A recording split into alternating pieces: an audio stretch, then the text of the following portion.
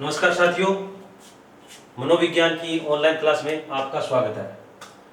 हम पढ़ रहे थे अधिगम, और अधिगम में आज हम पढ़ेंगे संज्ञानवाद के सिद्धांत, या जो संज्ञानवादियों ने दिए वो सिद्धांत। कौन से? संज्ञानवाद का सिद्धांत। संज्ञानवादी या संज्ञानवाद के सिद्धांत।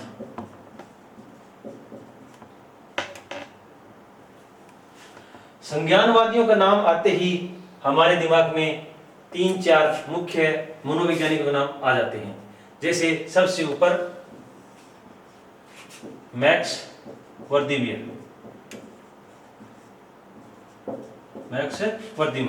और इनके सहयोग करने वाले दूसरे हैं कोहलर।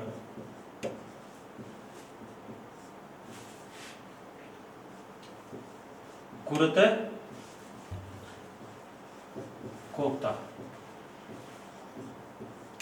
और कुर्ट लेविन।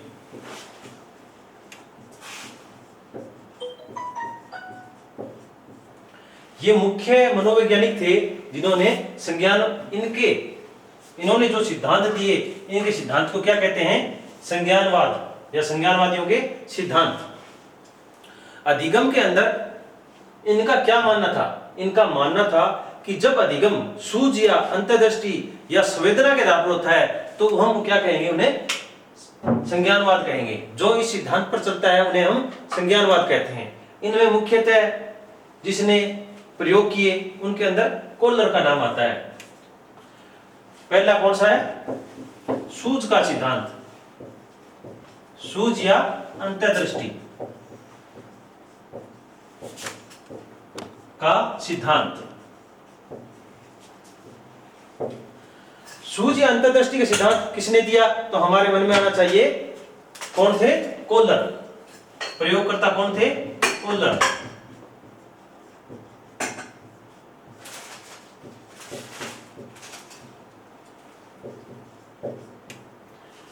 जब ये बताया जाए प्रयोगकर्ता कौन थे, तो प्रयोगकर्ता कोहलर थे।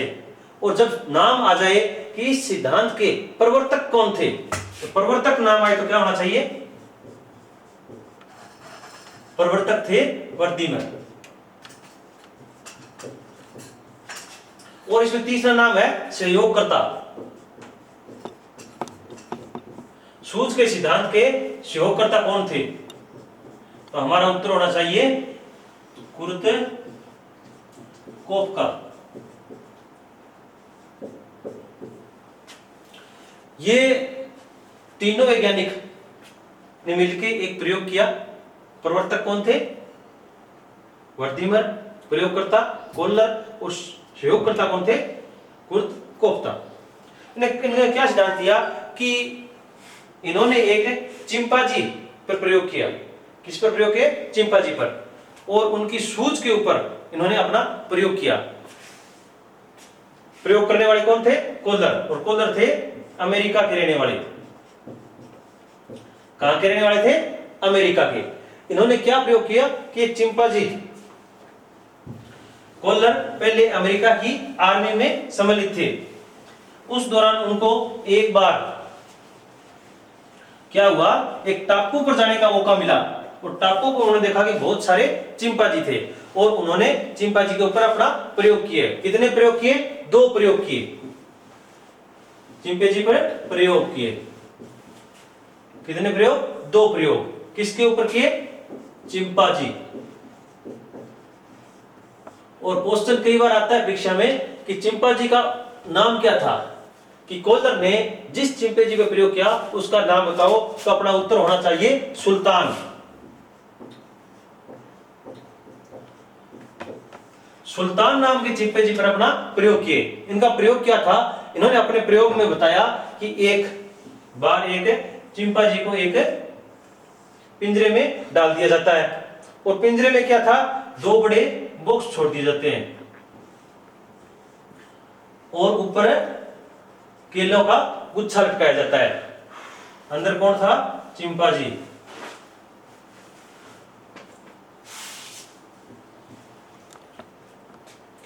तो ये क्या करता है? चिंपांजी उछल कूद करता है और उन दो बड़े बॉक्सों के साथ खेलने लगता है। फिर अचानक उसके दिमाग में एक सूझ आती है। सूझ कैसी? अचानक सूझ आती है। वो एक बॉक्स के ऊपर अपना दूसरा बॉक्स रखता है और ऊपर चढ़कर इनको उतार के खा लेता है। ये था सूझ का सिद्धांत। दूसरा सिद्धांत उन्होंने क्या किया? दूसरा सिद्धांत भी इसी तरह, इसी चिंपैंजी को ही, सुल्तान को ही द्वारा एक पिंजरे में डाल दिया और इस प्रयोग में क्या हुआ? बॉक्स की जगह दो स्टिक, लाठियां डाल दी। लाठियां कैसी थी? जो एक के अंदर दूसरी लग सकती थी, एक के अंदर दूसरी लग के लंबी हो सकती थी, और उनके ऊपर केलों का गुच्छा टांग दिया। अब चिंपांजी क्या है, कुछ देर तो उन लकड़ियों से खेला, लेकिन बाद में उसको अचानक क्या सूझा?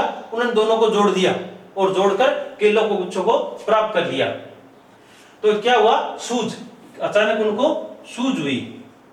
क्या सूझ हुई? कि हम इनको जोड़ सकते हैं। अचानक हुई, सूझ हुई। ये शब्द आप ध्यान से देखना। और जो परिवर्तन हुआ वो कैसा हुआ? स्थायी। क्यों? यदि एक बार इसको कर लिया ना तो भूलेगा नहीं। परिवर्तन हो गया, अधिगम होगा। अधिगम कैसा होगा? स्थायी। अचानक कोई सूझ आना तो हम क्या बोलेंगे? इनको स्थायी अभिगम। इनको क्या हुआ? अंतः ज्ञान हुआ। इसको सहज्ञान भी बोलते हैं। सूझ कैसे आई? ज्ञान से। कहां से? अंतर्दृष्टि। इसको अंतर्दृष्टि सिद्धांत भी बोलते हैं, सूझ का सिद्धांत भी बोलते हैं। क्यों बोलते हैं? कि यह सिद्धांत अंतर्दृष्टि या अंदर से उत्पन्न होता है, इसलिए इसे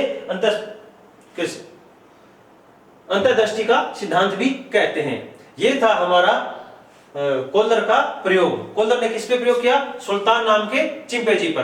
कैसा प्रयोग किया? कि सूझ का सिद्धांत या अंतर्दृष्टि का सिद्धांत कैसा होता है, इन्होंने इसके ऊपर प्रयोग किए। इन्होंने कितने प्रयोग किए? 2 प्रयोग किए। पहला बॉक्स के द्वारा और दूसरा स्टिक के द्वारा। अब इस प्रयोग से निष्कर्ष क्या निकले?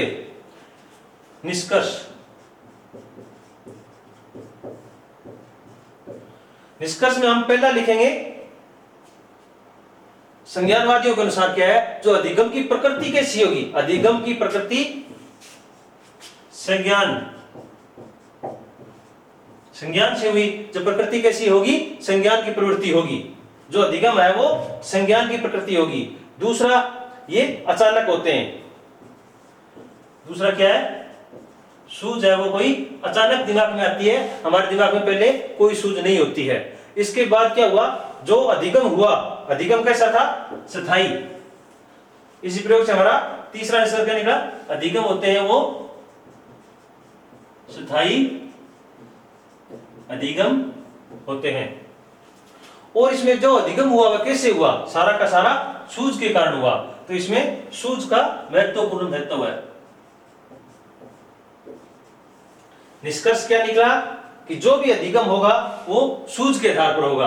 दूसरा, हमारा जो अधिगम होगा वो अचानक होगा, अधिगम होगा वो स्थायी होगा, और जो अधिगम होगा वो प्रकृति कैसी होगी? संज्ञान की प्रकृति होगी। ये था हमारा कौन सा सिद्धांत था चिंपैंजी पर? अंतर्दृष्टि या सूझ का सिद्धांत। किसने दिया? प्रयोग करने वाला कौन था? प्रयोग करने वाला कोल्लर था। इस सिद्धांत के प्रवर्तक कौन थे? सिद्धांत के प्रवर्तक वर्दीमर था, और सहयोगकर था कुर्त कोप्ता। तो ये इनका पहला प्रयोग था। और इनके अंदर दूसरा प्रयोग करने वाले कौन थे? इनका साथी, हमने एक नाम लिखा चौथा, कुर्ट लेविन। लेविन ने क्या प्रयोग किया? लेविन मूल रूप से एक गणितज्ञ थे। क्या थे? गणितज्ञ। ये था हमारा पहला, और दूसरा हो गया कुर्ट लेविन का प्रयोग। वो एक गणितज्ञ थे। उनकी एक पुस्तक भी आई थी। पुस्तक का नाम था फील्ड थ्योरी ऑफ साइकोलॉजी। क्या नाम था? Field theory of psychology.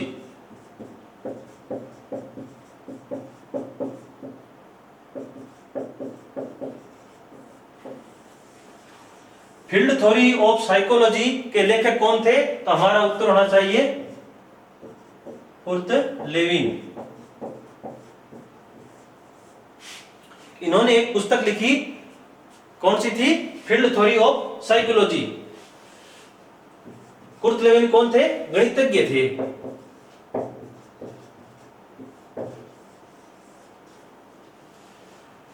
गणितज्ञ होने के कारण उन्होंने एक सिद्धांत भी दिया। कौन सा सिद्धांत दिया? अधिगम कैसे होता है? अधिगम के अंदर हमारा जो व्यवहार होता है, हम जो व्यवहार करते हैं, व्यवहार किस लिखेंगे? बी से। व्यवहार में क्या होगा? फैक्टर, कौन कौन से कारक कार्य करते हैं, फैक्टर को लिखेंगे एफ से। किसके ऊपर कार्य करते हैं? पर्यावरण और मनुष्य के बीच। जो मनुष्य पर्सन पी से और पर्यावरण ई से। मनुष्य गुणा पर्यावरण, मनुष्य को पी से और इसको इन्वायरमेंट। ये गणितज्ञ थे। गणितज्ञ होने के कारण इन्होंने अपना एक सूत्र भी दिया। इन्होंने एक प्रयोग किया। कैसा प्रयोग? उन्होंने अपने प्रयोग का नाम दिया जीवन देश।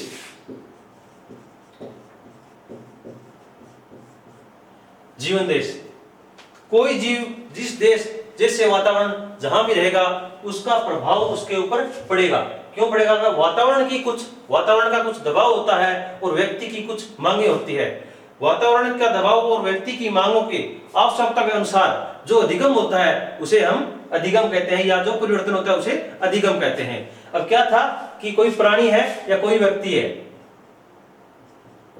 प्राणी या व्यक्ति, क्या होगा? इसके ऊपर दो प्रकार के कारक कार्य करते हैं। कितने प्रकार के? दो प्रकार के। एक जो अंदर है उसको, ये संज्ञानवाद पढ़ रहे हैं तो इसके अंदर संज्ञानात्मक कारक, और जो बाहर होता है वो कैसा होगा? वातावरणीय कारक या बाह्य वातावरण।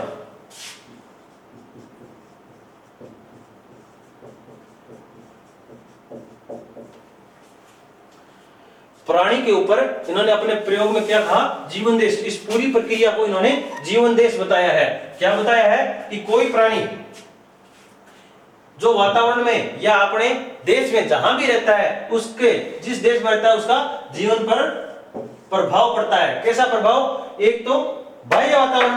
बाह्य वातावरण में क्या आएंगे? समाज। इसका समाज कैसा है? परिवार कैसा है? मित्र कैसे हैं? और देश का वातावरण कैसा है? बाह्य वातावरण में कौन आगे? समाज, परिवार, देश, विद्यालय, मित्र और बाह्य वातावरण। इसमें हम विद्यालय को भी सम्मिलित कर सकते हैं। ये थे बाह्य वातावरण। हम बात करते हैं संज्ञानात्मक। संज्ञानात्मक कहां से होता है? प्राणी के अंदर से। अंदर से होंगे तो संज्ञान, बुद्धि, उसकी बुद्धि कैसी है, उसको ज्ञान कैसा है, इसकी मूल प्रवृत्ति कैसी है, ये चीजें आपको प्रभावित करती है। उन्होंने जीवन देश में क्या बताया कि व्यक्ति को या प्राणी को अधिगम करते समय दो कारक प्रभावित करते हैं। पहला कारक है बाह्य वातावरण और दूसरा कारक हो गया संज्ञानात्मक वातावरण। इसके अंदर इसके संज्ञान, बुद्धि, मूल प्रवृत्ति और जो संज्ञान से क्या प्राप्त है? संवेग का क्या प्रभाव पड़ता है। इन्होंने इन सारा सिस्टम को समझने के लिए एक अपना सिद्धांत भी दिया। क्या सिद्धांत दिया? कि व्यवहार क्या है, जो बाह्य वातावरणीय कारक कौन से हो गए? आंतरिक कारक और बाह्य कारक। दोनों कारक मनुष्य और पर्यावरण के मध्य जो समझ क्या हो गया? पर्यावरण या वातावरण मनुष्य पे दबाव डालता है और व्यक्ति की कुछ मांगे होती है। इन मांगों और दबाव का सामंजस्य बिठाते हुए व्यक्ति कुछ सीखता है। जिससे कि अधिगम होता है, सीखने को ही अधिगम कहते हैं। तो ये जो अधिगम हुआ, इस अधिगम को हम इस सूत्र के द्वारा भी बता सकते हैं। तो ये क्या थे, एक गणितज्ञ थे, कुर्ट लेविन पढ़ रहे हैं, ये गणितज्ञ थे। इनकी पुस्तक है कौन सी, फील्ड थ्योरी ऑफ साइकोलॉजी। तो हम क्या पढ़ रहे थे, संज्ञानवादी सिद्धांत। संज्ञानवादी में मुख्य रूप से दो सिद्धांत होते हैं। पहला क्या था, सूझ का या अंतर्दृष्टि के सिद्धांत, और दूसरा था लेविन का, इसको क्या बोलते हैं, क्षेत्रवादी या क्षेत्रवाद का सिद्धांत।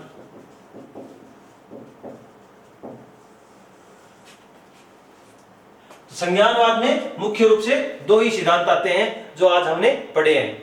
कौन कौन से, पहला सूझ या अंतर्दृष्टि का सिद्धांत, और दूसरा कौन सा हुआ, कुर्ट लेविन का क्षेत्रवाद का सिद्धांत। क्षेत्रवाद में थोड़ा ध्यान रखना, इसके अंदर एक सूत्र भी दिया हुआ है, और जो प्रक्रिया होती है इसे जीवनदेश बोलते हैं। और अपना जो पहला था सूझ का सिद्धांत, वो किसने दिया था, उसके प्रवर्तक कौन थे, वर्दीमियर, और उसका प्रयोगकर्ता कौन थे, कोलर, और प्रयोगकर्ता कौन थे, कुर्ट कोप्ता। तो इन्होंने मिलकर वो प्रयोग किया था, वो कौन सा था, सूझ का सिद्धांत। ये सारे सिद्धांत सूझ के सिद्धांत है कि व्यक्ति के अंदर सूझ है वो अचानक आती है, और जो अधिगम की प्रवृत्ति कैसी होती है, संज्ञानात्मक प्रकृति होती है। प्रकृति कैसी, संज्ञानात्मक प्रकृति। और सूझ होता कैसे है, सूझ के कारण। परिवर्तन कैसा होता है, परिवर्तन स्थायी होता है, और परिवर्तन क्या कैसे होगा, अचानक होगा। व्यवहारवाद में परिवर्तन धीरे धीरे होता था, इसके अंदर अचानक होता है। तो ये था हमारा संज्ञानवाद। ठीक है दोस्तों, कैसा लगा अपना कमेंट करके जरूर बताएं। जय हिंद, जय भारत।